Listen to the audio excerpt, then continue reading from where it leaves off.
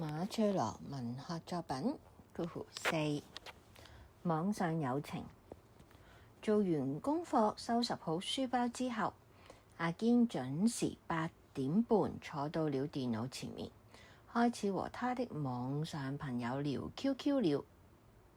這個習慣阿堅已經堅持了半年多，他覺得有意思極了，與一群素未謀面嘅人暢談，你一句我一句，談學習，談興趣，談理想，為一個十分投契嘅話題而興高采烈，或者為意見不同而爭得不可開交。而更有趣的是，他們彼此之間沒有披露真姓名，只是以為什麼漢堡包啊、蛋炒飯啊，自報家門。阿堅嘅網上名字叫做小怪獸。阿堅有一個最好嘅網上朋友叫做老友記，他們經常在網上談很多男孩子所喜歡的話題，從模型槍到航天飛機，從鐵達尼號到不列顛尼亞號，有時談到很晚都不想去睡，要媽媽一催再催。為了保持神秘感，他們一直沒有見過面。暑假裏嘅一個晚上，阿堅告訴老友記，週六、週日要去參加露營，也真巧，老友記也告訴阿堅，週六、週日也報名參加了露營。更巧的還在後頭，原來他們參加的竟是同一個社區中心組織嘅青少年營啊！阿堅高興得手舞足蹈了好一會兒，然後跟老友記約好，看誰先從30個營員裏最先認出對方。週六早上，阿堅把自己好好打扮了一番才出門。在他心目中，老友記一定是個高大有型嘅威猛少年，自己可不能太窩囊啊！阿堅提前15分鐘嚟到集合嘅地點，還沒有人到呢，他找了一個很有利嘅地方坐下來。在這裏，他可以把每一個前來集合地點嘅人看得清清楚楚。這時候來了一個男孩子，高高的個子，方方的臉上，一雙炯炯有神嘅眼睛。莫非是他？可是又不像啊。他來了以後，就找了一個地方坐下，看起書來，全不像要找人的樣子。不，他肯定不是老友記。接着又來了幾個男孩子，瘦瘦小小的，像個沒戒奶的娃娃，看來也不是他。唉，又有人嚟啦！唉，原來係個女孩子。接下來陸陸續續來了10幾個人，全不是阿堅要找嘅人。阿堅都有點着急，他拿出一瓶蒸餾水，仰頭咕嚕咕嚕咕嚕喝了起來。正在這時，有人大喊了一聲：小怪獸！阿堅差點讓水搶了。他趕緊抬起頭來，只見一個梳孖辮、眼大大、精靈活潑嘅女孩子朝他跑了過來。阿堅大吃一驚：你就係老友記？那女孩子歪着頭說：怎麼，老友記唔可以係女孩子嘅咩？阿堅有點慌亂地說：唔係，我唔係咁嘅意思，只係冇想到自己居然可以同女孩子談得這麼投契。女孩子笑着說：其實喜歡飛機大炮並不是男孩專利啊！出發啦！阿堅同老友記並肩走着，他們和以往一樣談得十分熱烈。你們猜猜他們又談了些什麼？係 AK-47還是飛毛腿導彈呢？機警嘅海天。趁着星期天休息，海天跟着爸爸媽媽去拜祭爺爺。剛下車，卻發現墳場四周都有好多警察啊！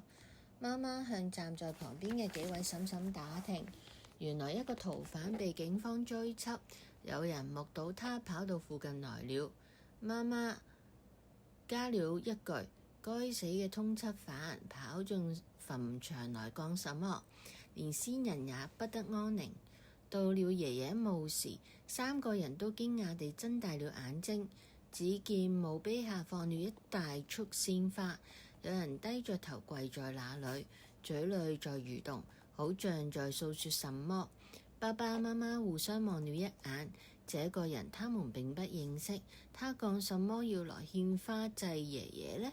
那人還是低着頭，嘴裏喃喃着，好像並沒發現身邊來了幾個人。爸爸忍不住問：先生，請問你是哪位？你認識我父親嗎？那人抬頭望了望爸爸說：我和你父親係好朋友，10幾年前移民加拿大，這次回來，朋友說他已經過世，便特地來拜祭。那人說完又低下頭，用手掩着臉，像在傷心落淚的樣子。爸爸媽媽見那人如此傷心，都很感動，忙要扶他起身，但那人死活不肯，仍是低着頭掩着臉，令到爸爸媽媽不知如何是好。海天站在一邊觀察一會兒，卻發現那人有點不對頭，他的悲傷像是裝出來的，而且看樣子他的年齡頂多是40-50歲，怎可能係爺爺嘅老友？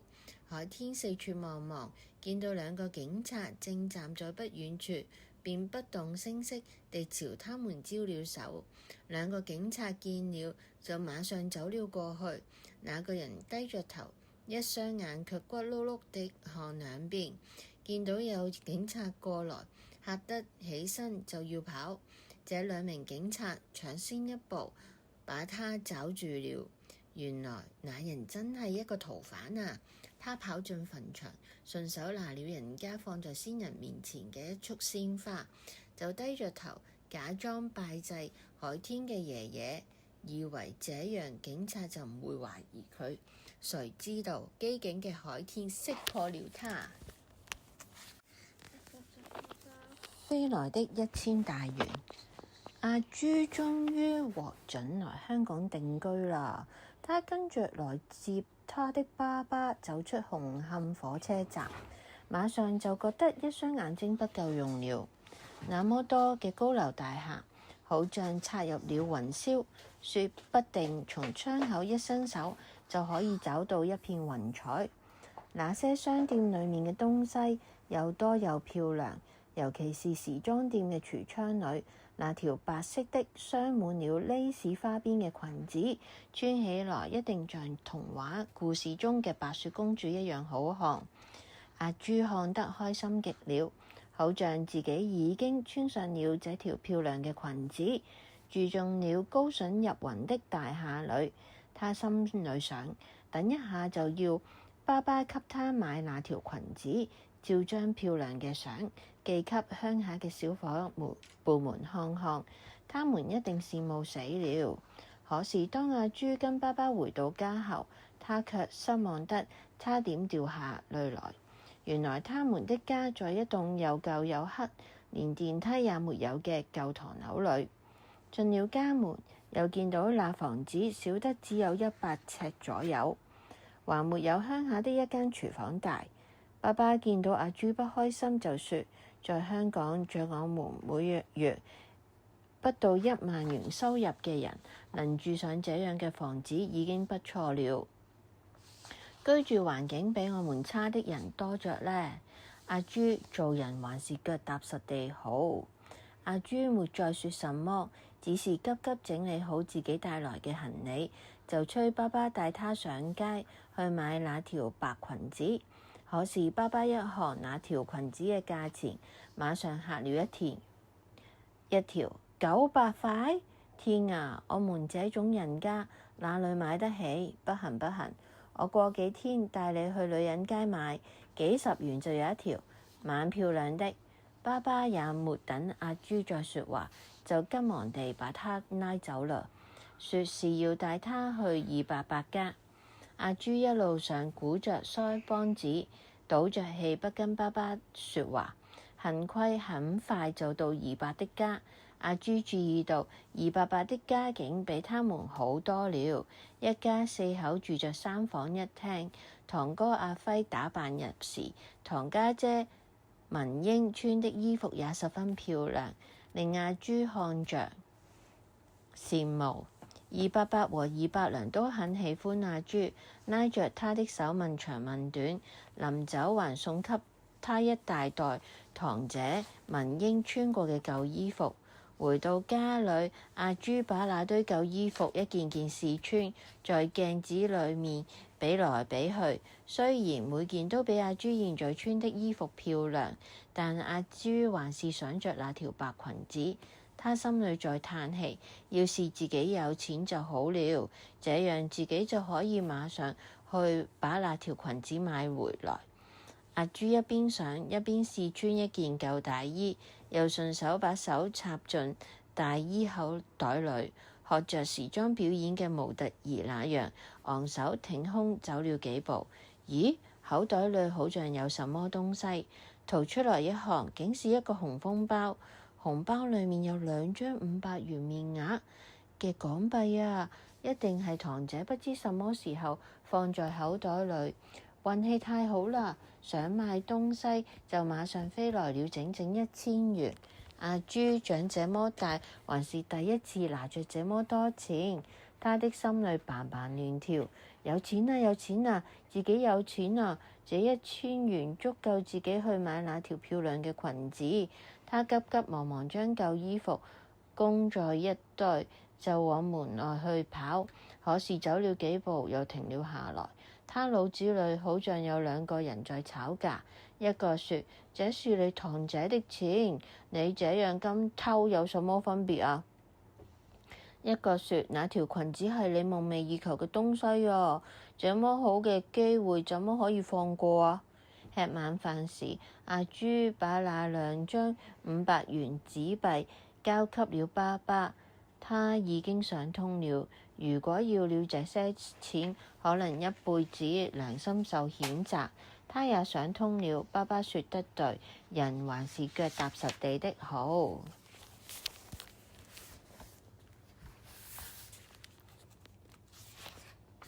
寄信。丁丁和東東參加完暑假活動之後，結伴回家去，站在車站等啊等，好久沒見車來。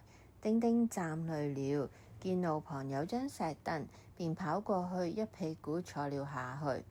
咦，這是什麼東西？丁丁發現地上有一個橙紅色嘅膠袋，裡面好像裝有東西。東東說：拿出來看看。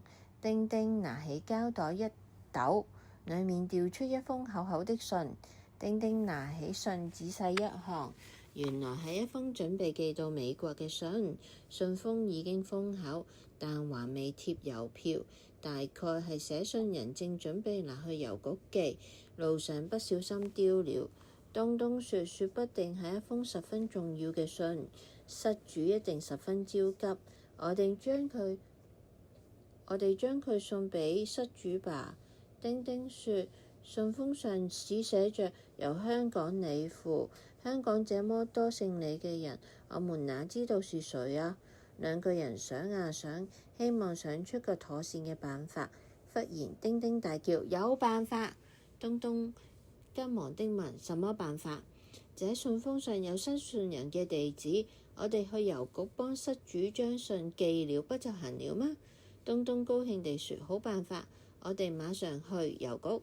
丁丁同東東急忙跑到郵局，買了郵票貼在信封上，把信寄出了。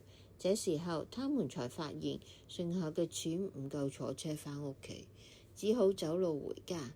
10多天之後，丁丁同東東喺一張報紙上看到了一則讀者來信。這位姓李嘅讀者說，10多天前他丟失了一封很重要嘅信，沒想到有好心嘅人執到，貼足了郵票，將信寄到了美國嘅收信人手裏。這位讀者還說，雖然他不知道這位好心人是老是少是男是女，但卻可以肯定嘅，一定係一位品格高尚嘅人，他會永遠感激這位好心人。丁丁同東東看完之後，高興得又叫又跳。這時候，他們真正體會到在人是快樂之本嘅含義。多謝。看話嘅女孩。小明趁着復活節假期到大嶼山探望伯伯。伯伯係一家有名嘅殘疾兒童學校嘅校長。下了船，小明很快就找到了那間綠樹掩影下嘅學校。他正在張望，就見裡面咚咚咚跑出來一位小姑娘。小姑娘很有禮貌地朝小明點點頭，問道：你好，請問你是小明嗎？看見小明點頭，他又說：我叫小紅，是校長叫我來接你㗎。小明好奇地望着小紅，只見她走路歡蹦亂跳的，說話口齒伶俐，大眼睛閃着聰明嘅光彩，一副健康活潑的樣子。心想她肯定不是這裡嘅學生，大概是義工。小紅帶着小明一路給他介紹，這是教學大樓，那是學生宿舍。小明也好奇地問這問那。小紅又帶小明去參觀一個大花圃，誰知小明一踏進去就打了個噴嚏，他馬上用手連鼻子帶嘴巴揞上了。小紅奇怪地問：你怎麼了？小明說：對不起，我對花敏感，一聞到就打乞嗤啦。小紅好像一點也沒聽見，他說：你揞着嘴巴，我看不見你說什麼。小明一聽好奇怪，他拿開手說：什麼？看？小紅笑了起來：我生下來耳朵就聾了，全靠看你們嘅口型判斷你說什麼呢？小明驚訝地睜大眼睛，佩服地說：你真了不起啊！小紅自豪地笑了，他說：在學校了不起嘅人多着呢。啊，忘了告訴你，今天是我們嘅校慶日，禮堂裏有文藝表演，我帶你去看看。小紅同小明進去嘅時候，一個失明嘅男孩子正在拉二胡。小紅告訴小明，這位同學在去年全國少年音樂大賽中得過第2獎㗎。接着嘅節目係舞蹈，一群天真活潑嘅女孩子隨着輕快嘅音樂翩翩起舞，誰會想到他們都是失聰嘅孩子？小明很奇怪，音樂可沒法去看，他們是怎樣跟上節拍的？小紅揞住嘴一笑說：他們是用心去感覺到㗎。這時候伯伯嚟啦，他問小明：今天大開眼界了吧？想不想去看看孩子們是怎樣刻苦讀書呢？小明感慨地說：我一定要將這裡每一個人感人嘅故事記下來，去告訴我嘅同學。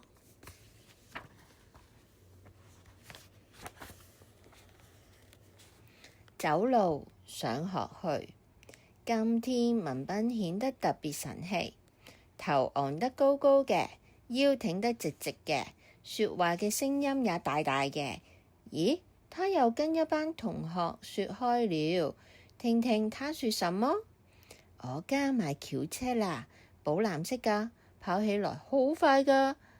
吱吱，我爸爸話明天開始佢就會用新車送我返學㗎啦。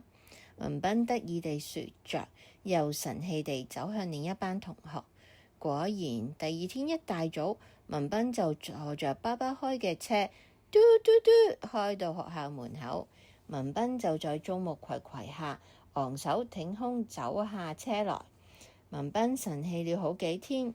一天晚上吃完晚飯，媽媽對文彬說：彬彬，明天開始你還是自己走路上學吧。文彬嚇了一跳，急忙問：點解啊？媽媽說：你爸工作忙，每晚都工作到11、12點先瞓覺，但係為咗送你上學，佢每一天一大早又要起床，太辛苦啦。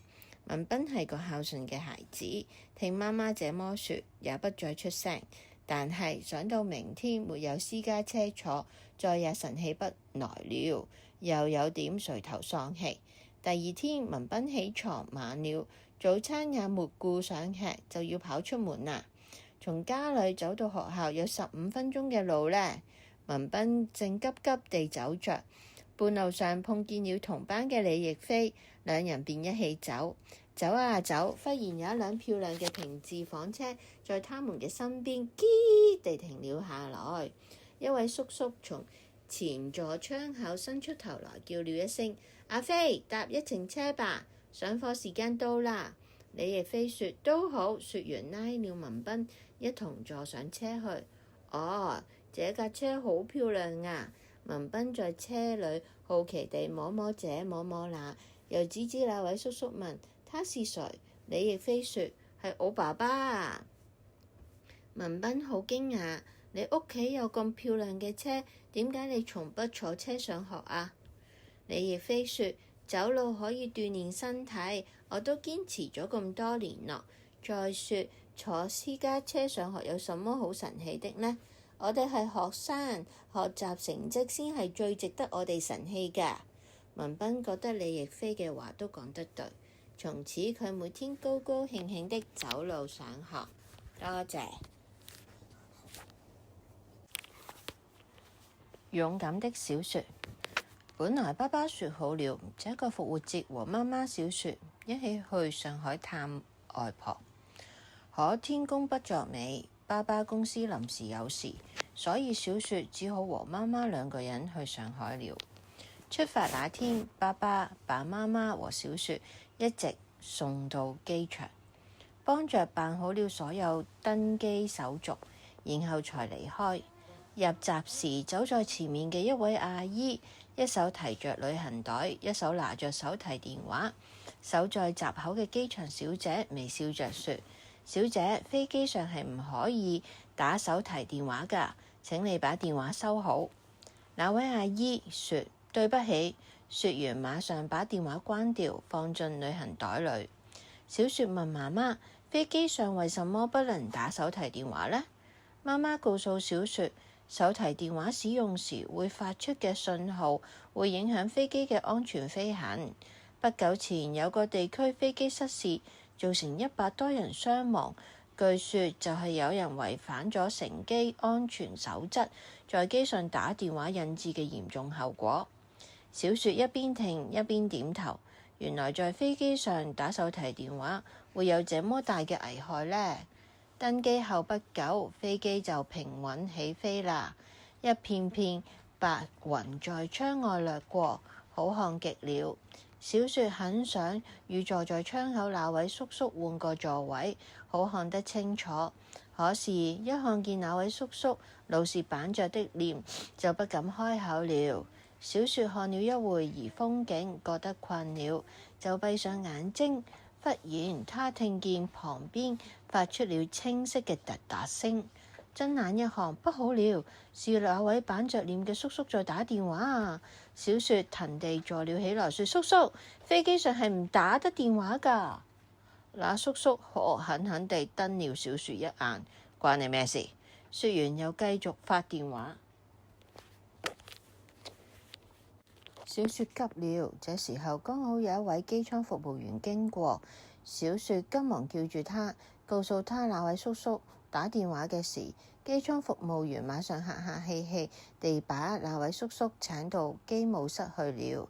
不一會兒，那叔叔回來了，原先板着的臉罩上了一片烏雲，更加難看，嚇得媽媽把小雪使勁往自己身邊拉。沒想到一不小心把小雪手裏拿着嘅汽水碰着了，漏了一點點在那叔叔嘅褲子上。那叔叔馬上借題發揮，兇神惡煞地大罵小雪兩母女，而且將袖子伸拳頭的，好像要打人的樣子。你想講什麼？這時候坐在前排嘅一位伯伯站了起來，喝住了那位叔叔。接着好多乘客都紛紛站了起來，指責那位叔叔。有兩位像籃球員般高大嘅年輕人還往那惡叔叔前面一站，保護着小雪兩母女。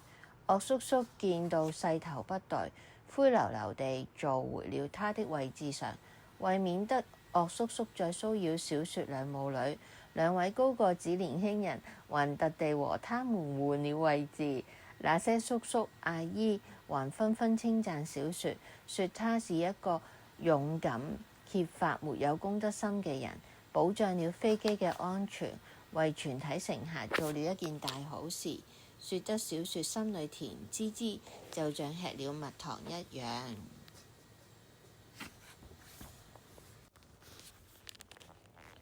兩個闖禍的少年。到少林寺去，我叫陳小藝，和李志大同在喜師中學讀中一，又都住在同一座大廈裏，從小玩到大，自然就成了老友兼死黨。說來也巧，我爺爺和李志大嘅爸爸也同在同一家電器產品公司工作。我爺爺是總經理，李志大爸爸是部門經理，兩人來往甚密。因為工作關係，李志大爸爸常上我們家來請示問題，而我呢，也因為功課關係，常上李志大家請求答案。班裏嘅同學都說我們是影子部隊，說得倒也貼切。的確，我就像是李志大嘅影子，誰要找我，找到李志大就行。前不久，學校開辦了各類興趣班，設有音樂組、美術組、武術組等等。要文有文，要武有武。我和李志大心有靈犀一點通，不約而同選擇了武術班。也真沒想到，回家一提此事，彼此嘅一家之主，我爺爺李志大爸爸，竟然也心有靈犀一點通，齊齊反對我們學武術，說平時在家裏上跳下跳的已經夠煩了，再學回什麼猴拳啊、醉拳啊，家裏豈不成了花果山？要是學了幾下三腳貓功夫，就在外面打架鬧事，那就糟上加糟了。那天晚上，李爸爸來找我爺爺一請示，竟英雄所見略同，硬要我們參加美術班。唉，家長焉知兒女之志，哀哉！興趣小組啊，興趣小組，現在我們可是一點都興趣不起來了。那天晚上，我和李志大氣呼呼地跑下了樓，跑到我們嘅秘密總部商量對策去了。我們嘅總部在屋苑嘅休憩公園裏，一塊小草坪中間擺着一張長椅子，小草坪一面係一條僻靜嘅小路，三面灌木環圍，頭上一棵法國梧桐樹，像巨傘一樣遮蔽了天空，是一個十分隱蔽嘅地方。我和李志大一次捉迷藏，偶然發現了這塊新大陸，高興得在草地上滾了幾十分鐘。後來我們就把這個地方名為秘密總部，每逢商量什麼秘密事情時，都定必跑到這兒來。此刻我和李志大頭碰頭地躺在長椅子上，兩個人唉聲嘆氣。學武術嘅念頭是半年前開始萌生的。那次在亞運會上看見中華武術揚威國際，中國運動員奪得多面金牌，把我和李志大看得熱血沸騰，恨不得馬上拜師學藝。這次學校開設武術班，眼看夢想可以成真，誰知讓大人一盆冷水潑下來，真係出師未捷身先死，場使英雄淚滿襟。參加美術班，那簡直是讓我們活受罪呢。要知道，即使是最先進嘅 X 光機，把我們全身透視一遍，也難找到半個美術細胞。半天星斗在一群閃啊閃，好像在困惑地眨着眼睛，為我們嘅事而感到煩惱。忽然李志大靈機一動，坐了起來說：有辦法，我們乾脆上嵩山少林寺拜真正嘅少林和尚學武藝。我聽了也興奮得一骨碌爬了起來。對啊，我怎麼就沒想到呢？那裏才是正宗嘅少林武術啊！學成回來後，我們就可以參加香港隊，再過幾年就可以參加國家隊啦！我越想越興奮，禁不住拉着李志大嘅手，耶耶地大叫起來。我們盤算了一下，還有1個月就放暑假啦，那是上少林寺嘅最好時機。李志大想了想又說：少林寺不知道離這裏多遠，如果坐火車去，要不要1天1夜呢？我嘿了一聲說：傻瓜，1天1夜哪夠？我想起碼要5日5夜啊！李志大懷疑地說：5日5夜真係要咁耐？我其實都唔知要幾耐㗎，只係憑想像而已。但又不想被李志大小看，於是死撐，一啲都不錯。李志大想了想說：那麼我哋乾脆坐飛機去啦。不過可能飛機票會好貴㗎喎。我板着紙算了算說：唔緊要，離暑假仲有2個幾月，我哋有時間湊錢。李志大說：好，不過這是我哋2個人嘅秘密，千祈唔好泄露出去啊，知道嗎？我拍拍胸膛，這個當然啦，我哋嚟打個勾。我同李志大小指頭勾着小指頭，一邊晃一邊說：拉拉勾，拉拉勾，泄露秘密嘅係臭小狗。籌了600塊錢。這天晚上，我回到家，馬上打了個電話給在旅行社做導遊嘅表姐。表姐，去少林寺嘅飛機票要多少錢？表姐在電話裏笑嘻嘻地說：傻豬，問你做咩啊？想去少林寺學武啊？我嚇咗一跳，說：表姐，邊個話俾你聽㗎？冇依啲事。表姐笑着說：冇啦冇啦，睇你咁緊張，我跟你開玩笑啫。好吧，我同你講啦，飛機票應該係1000多塊吧？1000多塊，來回咪要3000蚊咯，2個加埋咪要6000蚊咯。天啊，邊有咁多錢？記得過年得2000蚊利是。我趕緊打開抽屉揾，可是找來找去，只係找到啲零錢。我急了，大聲喊道：媽媽，我啲利是錢去晒邊度？媽媽說：你啲利是錢用晒啦，你上個月買咗一部600幾蚊嘅遊戲機，呢個月頭你又買咗一部隨身聽。哎呀，忘記啦！我懊惱地搖搖頭，又仔細地將零錢數了一遍。唉，得25蚊。呢個時候，李志大嚟啦。佢神神秘秘拉住我跑進我嘅房間，仲關上門，然後從衣櫥裏掏出一個豬仔錢罌。快啲攞張報紙嚟接住，裡面有好多錢啊！我興奮地將一張報紙鋪在床上。李志大將豬仔背後嘅仲貼多張，第幾張？我搣咗呢張。咁咪嘥咗張啊？抌咗啊？好貴一張喎。幾蚊一張㗎？你唔好咁浪費喎。好，李志大將豬仔背後嘅一道小門一拉，裡面就嘩啦啦地掉出好多錢幣，堆得一座小山。太好啦，太好啦！我同李志大高興得跳了起來。於是我哋趴喺床上面1、5、10咁樣數起來，可是數嚟數去，只係得209蚊。加埋我嗰25蚊，都係得234蚊，離6000蚊仲爭好遠啊！得想其他方法籌錢。李志大細聲地對我說：這裏不方便，到總部去商量。媽媽正在廚房裏忙，又見我哋出去就說：去邊啊？食飯啊？我說：爸爸都未返，我一陣就返嚟啦。我同李志大向休憩公園走去，一路上你一句我一句的商量了好多籌錢嘅方法，但想想又覺得不行。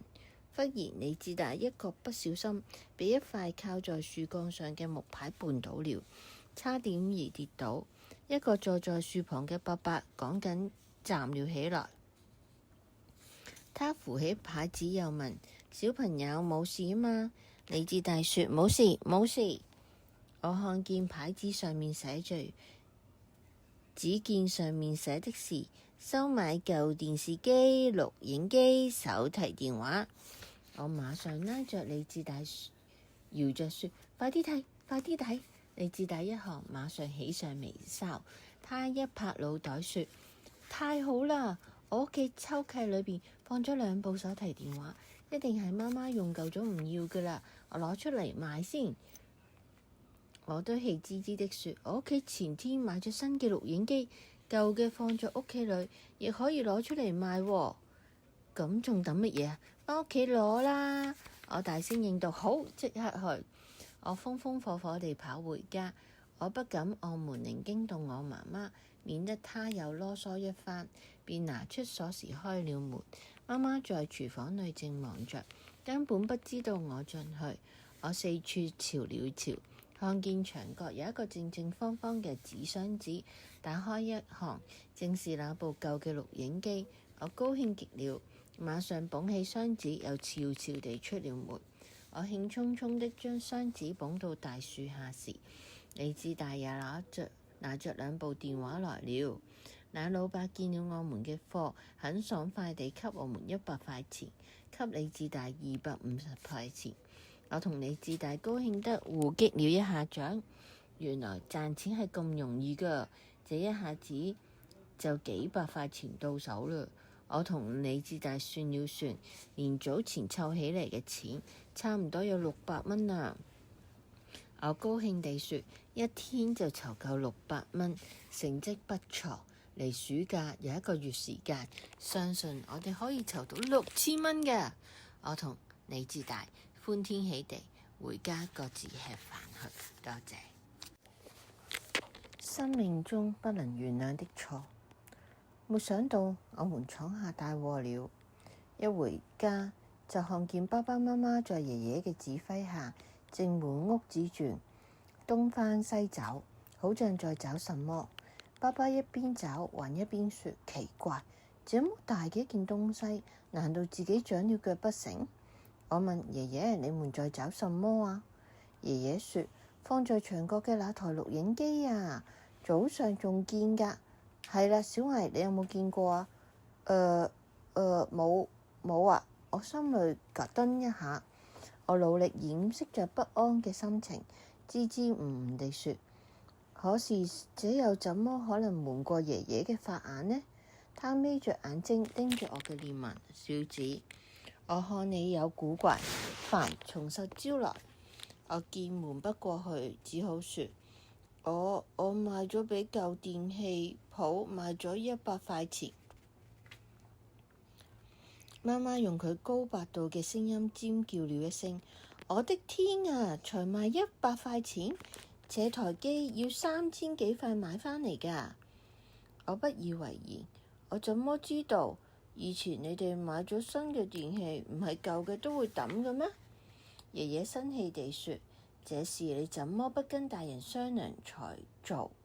這台錄影機才用了2個月，因為使用簡單容易操控，所以我另外買咗一台新嘅，將佢換下來，準備將佢捐俾附近那間弱智人士庇護中心㗎。我仲應承咗人哋，聽日就要送去啦。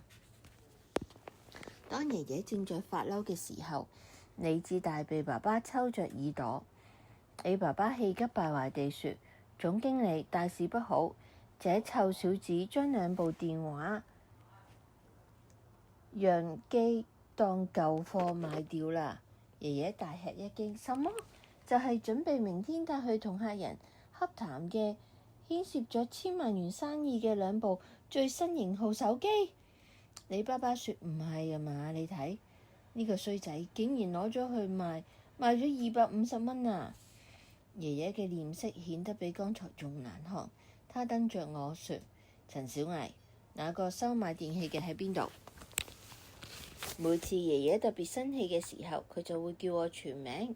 記得小學2年級嘅時候，我跑到爺爺書房裏玩，誰知一個不小心將爺爺嘅一個古董打爛啦。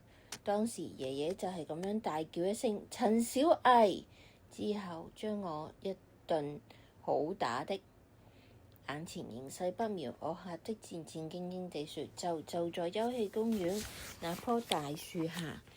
於是由爺爺帶頭，媽媽殿後，4個大人奪路狂奔，跑出門去。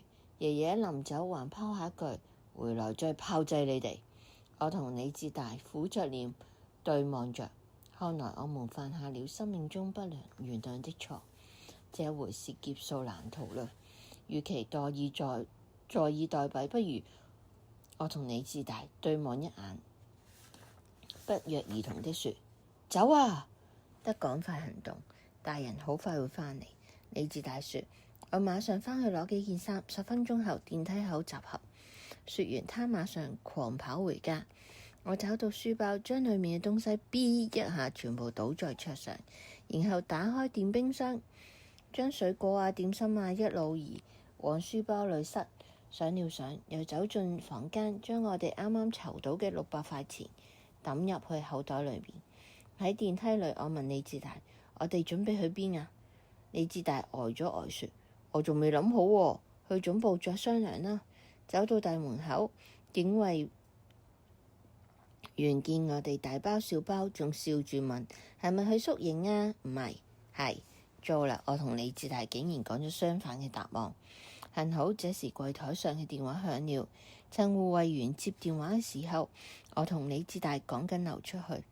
不一會兒，我哋就躺在總部上嘅椅子上，我哋愁眉苦臉地望着天，開始討論前途命運。李志大說：我哋得600蚊，最多只可以去到深圳。我講緊說去深圳唔得咁近，大人好容易揾到我哋。咁啊，不如去廣州啦。去廣州唔好，廣州地方太大，我哋冇大人帶會迷路㗎。咁啊，去鄉下好唔好啊？我有個叔叔喺嗰度，佢好錫我㗎，佢一定會收留我哋。笨蛋，恐怕我哋未去到啊，爺爺就追到嚟啦。錫你還錫你，你唔知道大人都係同一個鼻哥窿出氣嘅咩？咁又係，咁不如我哋躺在總部裏，前後想出10幾個地方，但都有被自己忙不日地推翻了。到後來，我哋自己也不得不承認，喺潛意識裏，我同李志大都根本不想離開家。我同李志大再不發一言，只是悶悶不樂地躺着，心裏充滿着有家歸不得嘅悲愴。天上嘅星星閃匿不定，好像我們紛亂嘅心情。我哋各自各想着心事，不知不覺地進入夢鄉了。太陽從西邊出來，天亮之後，我和李志大偷偷摸摸混上去河南嘅火車。我們在餐車同廁所之間東躲西躲，躲避着查票員嘅追逐。經歷千辛萬苦，終於到了嵩山。但係下了火車之後，我們分頭轉向的迷路了。原來以為一下火車就可以看見那座巍峨嘅少林寺，看見兩手提着水桶跑上跑下練功嘅和尚，可是怎麼眼前卻是一個慢頭轉動鬧哄哄嘅集市呢？緊接着看見好多人打扮成各種古代人物在巡遊，又看見一個老婆婆在賣熟番薯。我同李志大肚子餓了，便去買番薯充飢。可是那個婆婆突然變了臉，拿出一條繩子來要綁住我哋，嚇得我哋抱着頭沒命地跑。好不容易擺脫了那個老婆婆，我們走進一家食店，要了2碗麵，狼吞虎咽地吃來了。吃完一摸身上，糟，錢包不見了，一定是剛才逃命嘅時候跑丟了。冇錢，店主嚷着要將我哋送官查辦。幸好一位長着大鬍子嘅叔叔路過，幫我們俾了面錢。大鬍子叔叔話要介紹我哋工作，我哋好高興，就跟着他走。可是後來知道叔叔要我哋扮乞兒喺街邊討錢，我哋當然不幹啦。這時候大胡子露出了真面目，說我們如果不肯就打我們。原來他是個黑社會嘅頭兒，我們沒法，只好屈從了。咁慘嘅，我和李志大換上了一身破破爛爛嘅衣服，臉上故意弄得污污糟糟，每天可憐巴巴地蹲在街邊討錢，好地地喺屋企唔過，要去做乞兒。離開佢哋啊！一天，我們看見一個熟悉嘅身影從面前走過，係媽媽。我趕緊大喊起來：媽媽，媽媽！可是媽媽好像沒有聽見似的，一直往前走。我急了，大聲哭起來，一邊哭一邊叫：媽媽，媽媽！小藝，小藝，你醒醒啦！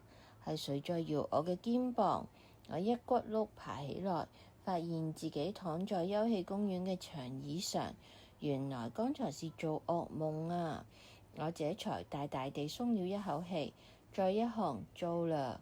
眼前圍了一圈人，有爺爺、爸爸媽媽，仲有李志大嘅爸爸媽媽，仲有我哋嘅班主任張老師。我哋要做俘虜啦！我同李志大撤腿就要留，卻又雙雙被擒獲，只好認命了。李志大縮着脖子，準備吃他爸爸一頓炒栗子。我長着平日深得爺爺寵愛，低頭裝出一副可憐嘅樣子，希望逃過大難。沒想到事情似乎屬於我哋之外。李爸爸向李志大伸出手，卻不是給他炒栗子吃，而是輕輕地摸着他的頭，說：這是我們大人也有責任，我們不該強迫你哋做不喜歡嘅事情。爺爺輕輕地為我揩着臉上嘅一塊髒東西，說：係啊，你哋學武術嘅願望係好嘅，我哋不該不尊重你哋嘅意願。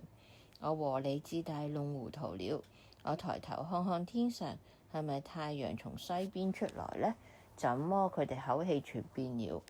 可惜現在係晚上，沒辦法驗證。這時候，從爺爺身後走出了我們嘅班主任張老師，他笑嘻嘻地看着我們說：我剛才將情況都向你們家長說了，他們明白了你們參加武術隊係強身健體，所以都表示同意你們參加武術隊了。真係㗎，太好啦！我同李志大高興得跳了起來。張老師繼續說：作為家長要尊重孩子，但作為子女都要多啲同家長溝通，這樣家長才能明白你哋嘅需要，才會支持你哋嘅決定。我同李志大拼命點頭。張老師說得有道理，要是我們早點同爺爺佢哋說清楚，就不會論出這麼多事了。我慚愧地對爺爺說：爺爺，係我唔好，我以後再也不惹你生氣了。李志大也不好意思地對李爸爸說：爸爸，我以後再也不把家裏嘅東西攞去買啦。